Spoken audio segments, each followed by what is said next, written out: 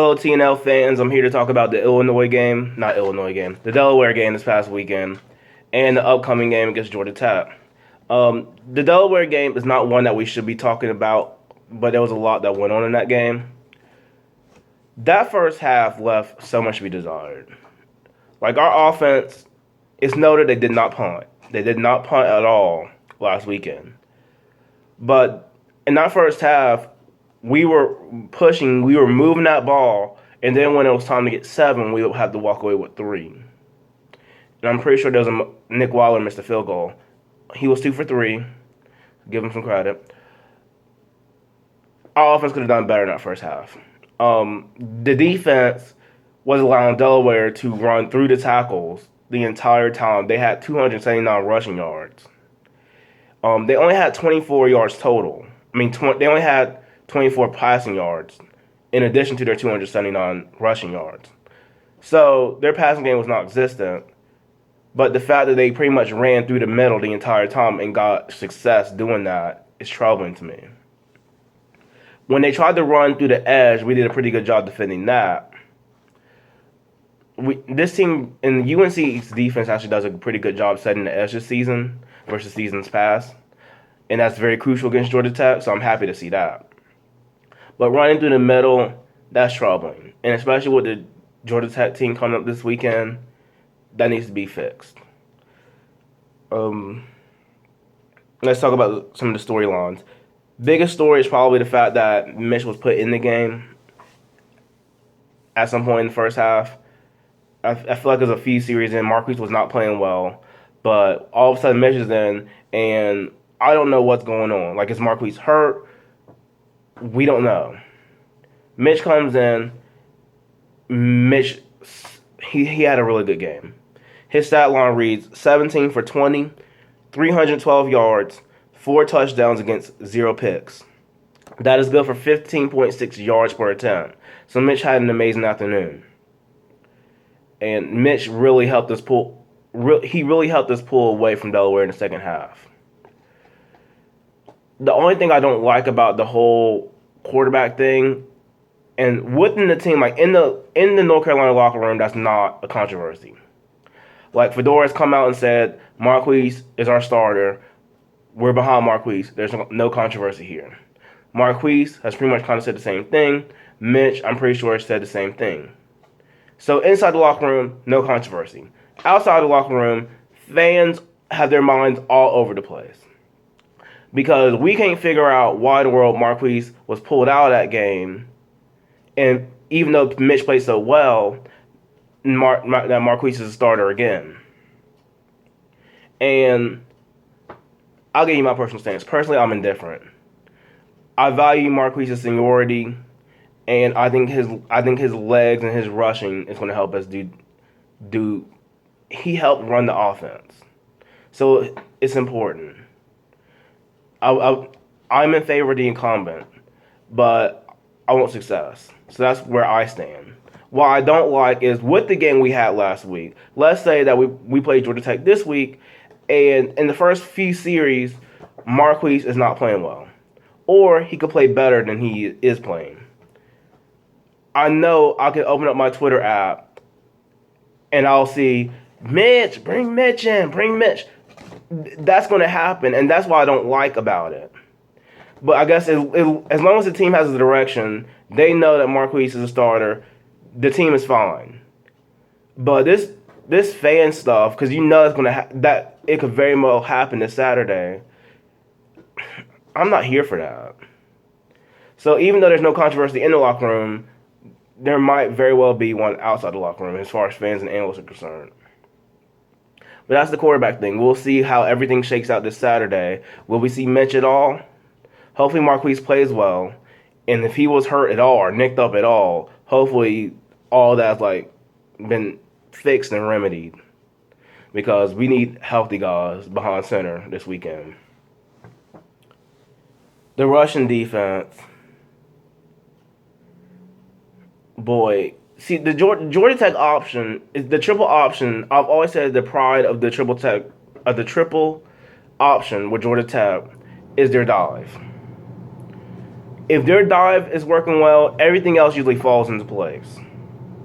And against Delaware, Delaware was running a single option. I mean, they were just giving the ball to their running back, and he was getting yards by the bunches between the tackles. So that's why I'm concerned. Because if Georgia Tech sees success like that, we're going to have a long day. We're going to have a very long day. Now, I do love the fact that, like I said earlier, this team sets the edge. So hopefully in those plays when their quarterback pulls and comes off the edge, or he comes off the edge and pitches it to the wide man, those are fixed and limited, and we don't have a bunch of damage coming off the edge. But those can really open up if Georgia Tech gets a lot of success diving. Because if their dive sees success, our defense will have to run more units or dedicate more units to the dive, which means the edge will open up and all hell will break loose. So we can't have that. I don't know if our defense was even in that Delaware game, to be honest with you. It seemed like a good deal of that was their focus. And I don't want to make excuses for them, but I don't know many fans who watched that game and didn't believe that lack of focus played just a little bit into that our defensive performance against Delaware. Because, boy, they could do better. Like, our rushing defenses had some issues, but I don't think they were focused Saturday. And they will have to be focused this Saturday if we're going to be competitive in that game. Defense, okay, game plan for Georgia Tech. Defense needs to win on first down and second down. PJ's offense is like our offense in the respect that it's rhythm-based. So if you can get Georgia Tech behind the chains and make them go long distances on second and third downs, then we can get off the field. But if Georgia Tech is getting 3, 4, 5 yards a carry on first down, we're going to have issues.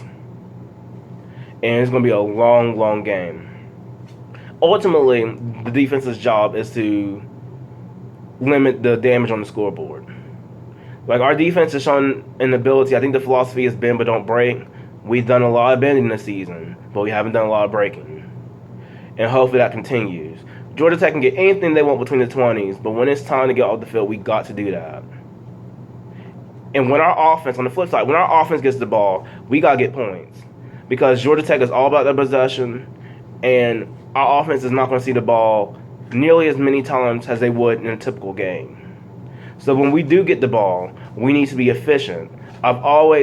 This game in particular, even though every game should be all about efficiency, I'll take efficiency any day over fast and speed, because there ain't no point in being fast if you're just going to be 3 and out. A fast 3 and out is nothing to talk about. I'll take efficiency any day.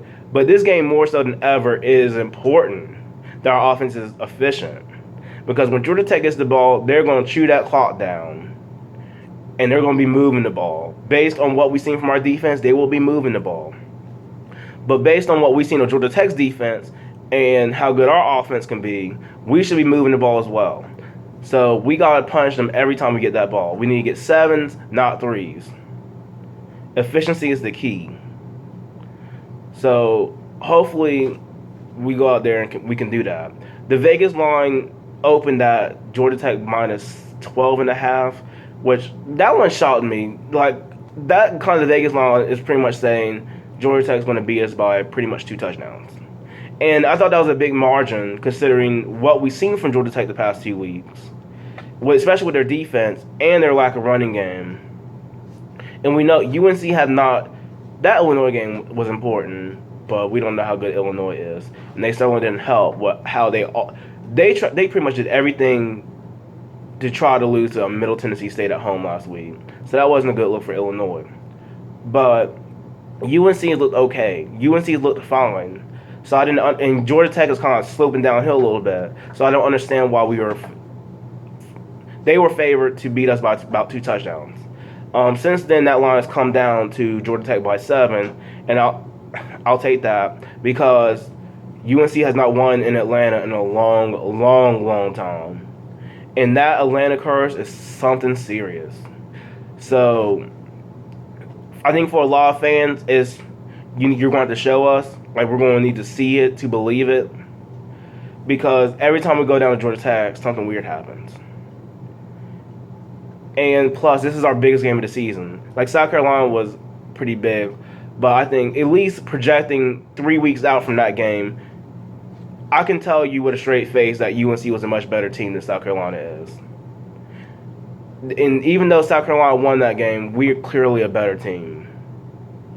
But this is still the biggest game for us because this is Coastal Division, and Georgia Tech is projected to win the Coastal Division. So we'll see how our team does this Saturday. This is huge. 3:30 ESPNU in Atlanta, Bobby Dodd Stadium. Georgia Tech and the Tar Heels will be playing. So stay tuned. This is The Next Level, and this is Jonathan Atkinson signing off.